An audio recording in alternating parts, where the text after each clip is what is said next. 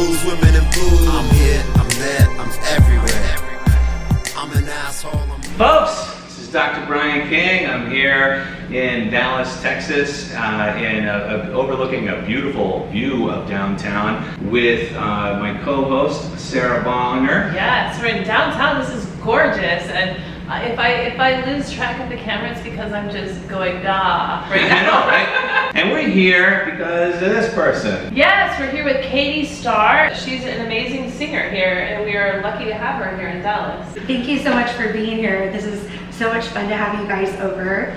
Yes, like you said, I'm a singer here in Dallas, and I'm also a teacher and a producer, and just living the dream, I guess. So, long-term followers of Sarah and I will know that years ago we had a project where we were touring the entire length of Route 66. Well, we've done it several times. Yeah, we've done it a whole bunch crossing the country, but then we were like, we're gonna make like a video, we're gonna do a tour, we're gonna have we were gonna take some comedians on the road, right, do a yeah. Route 66. Things happened, and that project went to the back burner.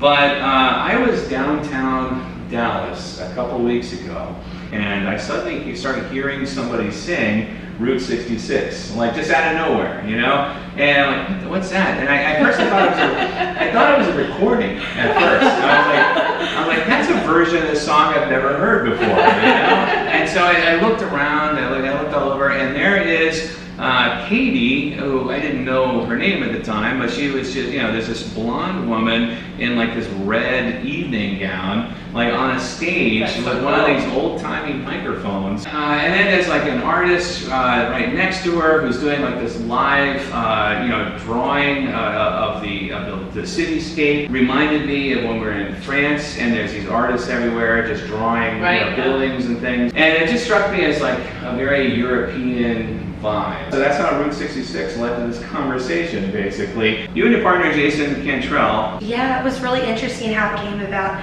I literally called him on the way home from work one day, and I said, hey, I've got this idea. Why don't you draw while I sing?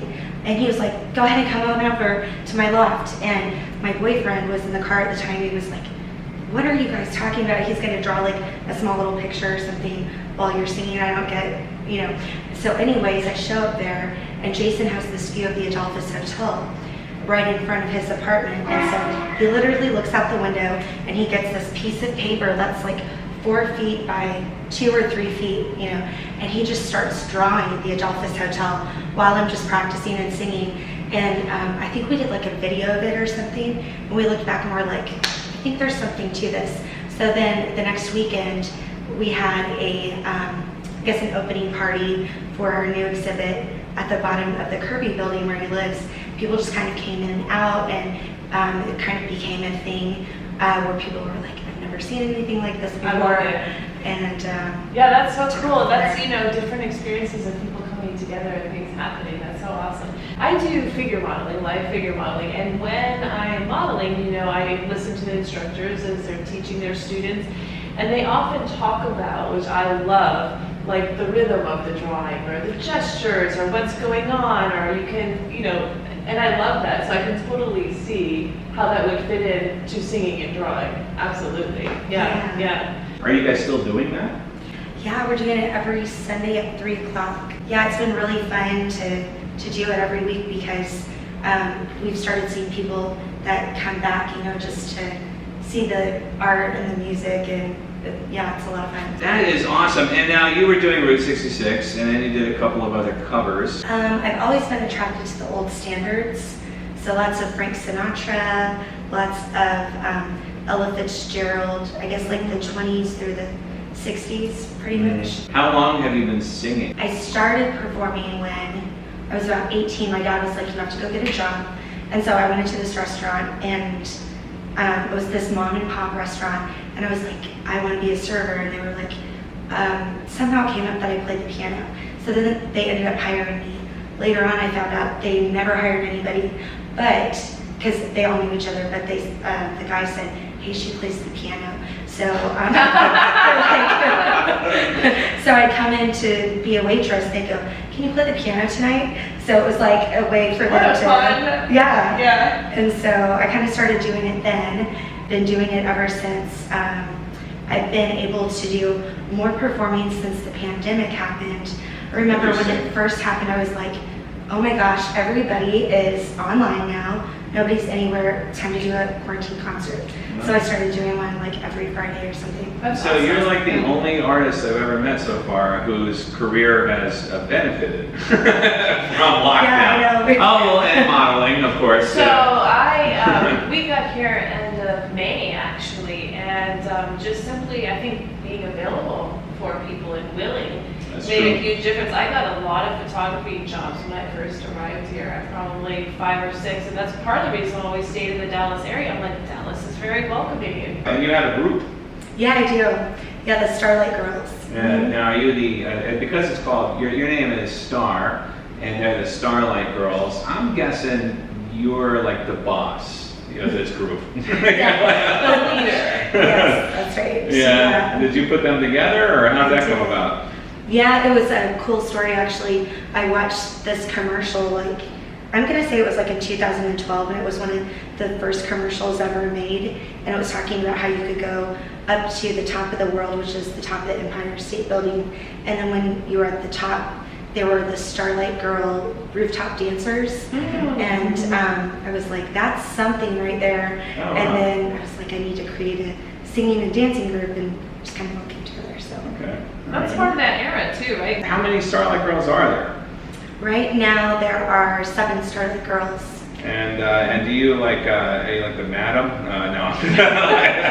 It was like the week before the pandemic is when I did the first auditions for Starlight Girls, and then the pandemic hit, and I was like, oh my gosh, we do callbacks on Zoom, and then everything turned into online, so everybody kind of learned everything online, and now like a year later we've got our whole show ready, and we're just now getting out and performing, so That's awesome. yeah.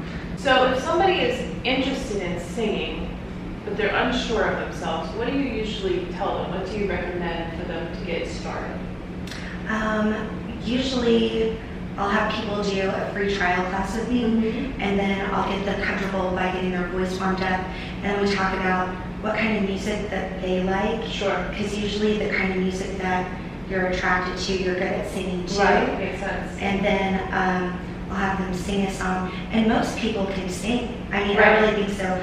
I think it's like 2% of people are tone deaf. Okay. But usually, you know, you have a place to start, you have natural aptitudes, and then you can kind of take what you're good at, focus on that, and everything kind of lines up. So That's great. Yeah, no, when it comes to dancing too, I tell people to find what makes their body move, what calls them to move. yeah, we do actually have some recording studio sessions. Oh, yeah? We went into the studio back in December, I think it was, probably like 6 or 7 songs. Covers or originals? Covers. Oh, and an original, the Starlight Girls theme song. Can we hear it a little bit? Is that, or are we, you know, do we have to pay you royalties? Yeah, you sure can. You want to hear the theme song? We are the Starlight Girls, the dancing starlight singing Starlight Girls. Whom are we? We are glamorous and a sight to see. All of our stars shine bright and we're out tonight. We are the Dallas Starlight Girls. Woo! Wow. It's amazing too, because your speaking voice and your singing voice, there's a disparity. You know, like you have your very soft spoken and almost whispery, and like it's like you're saving it. You know? That was wonderful. You know, as you were singing that, and I could picture, because I've seen the videos, the whole group, Starlight Girls. Now, I think it's wonderful. I'm so glad you agreed to do this. You know, we don't do many interviews like this, and you know, the name of the show is called On the Road with Dr. Brian. But I'm not on the road anymore, so I feel like we're gonna have to come up with a new title, honestly. Living in Dallas with Dr. Brian. We'll see. We'll figure it out. Yeah, folks, check out Katie Starr. Check out the Starlight Girls. There's on websites, Facebook, Instagram, all that stuff. Go see her. Go check her out. And thank you so much. This has been another episode of On the Road with Dr. Brian King. Thank you.